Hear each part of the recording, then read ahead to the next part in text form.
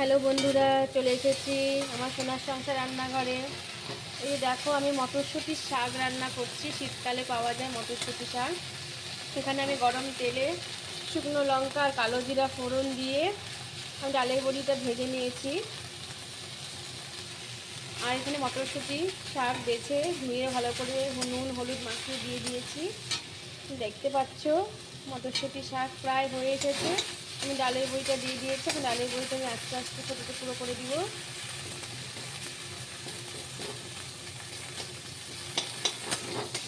এখানে আমি আদা আর একটু সামান্য চালের গুঁড়ো আর মিক্স করে